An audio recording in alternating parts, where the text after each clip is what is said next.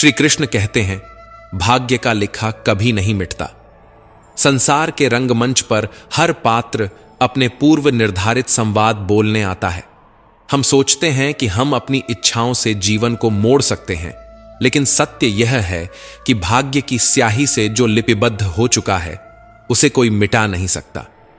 कई बार हम संघर्ष करते हैं, परिस्थितियों को बदलने की कोशिश करते हैं, लेकिन अंत में वही होता है जो नियति ने लिखा है।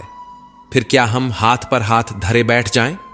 नहीं, क्योंकि भाग्य केवल दिशाओं को निर्धारित करता है, प्रयास उसकी गति तय करता है।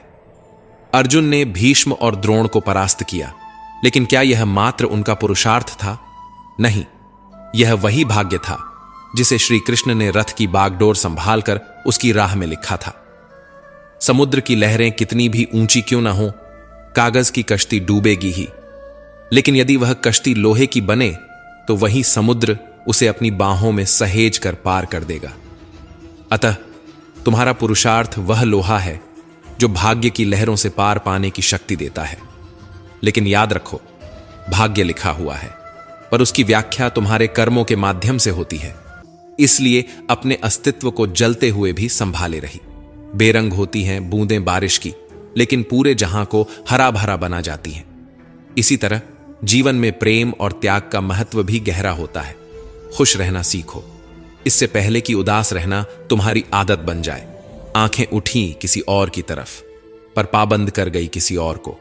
नीयत का इम्तिहान वही दुनिया लेती है जो खुद भरोसे के काबिल नहीं होती। मित्र वही जो भीड़ में खोने न दे, और लक्ष्य वही जो रातों को सोने न दे। रिश्ता तोड़ने वाला हर शख्स बेवफा नहीं होता। कभी कभी जिम्मेदारियां भी मजबूर कर देती हैं। कोई अगर आपसे कहे कि आप बदल गए हो, तो 95% चांस है कि आपने सिर्फ वह चीजें करनी बंद कर दी हैं जो उन्हें आपसे चाहिए थीं। बाकी आप में कुछ नहीं बदला। इंसान का स्वभाव और उसका प्रभाव वक्त के साथ बदल जाता है। हम सबकी असलियत से वाकिफ हैं। हम खामोश जरूर हैं, लेकिन अंधे नहीं। लोग आग लगाकर कहते हैं, मेरा मतलब नहीं था। जब आपकी आवाज किसी को चुभने लगे तो तोहफे में उसे अपनी खामोशी दे दो। आपके साथ कितना भी छल क्यों ना हुआ हो, परंतु परमात्मा का आशीर्वाद आपसे कोई छीन नहीं सकता।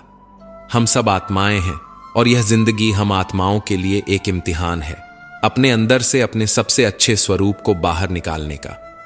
छोटी सी उंगली पर पूरा गोवर्धन पर्वत उठा लेने वाले श्री कृष्ण बांसुरी को दोनों हाथों से पकड़ते हैं।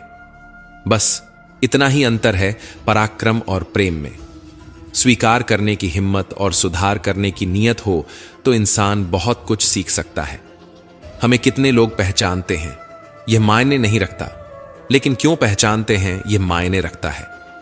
एक उत्तम जीवन के लिए यह स्वीकार करना आवश्यक है कि सबको सब कुछ नहीं मिल सकता।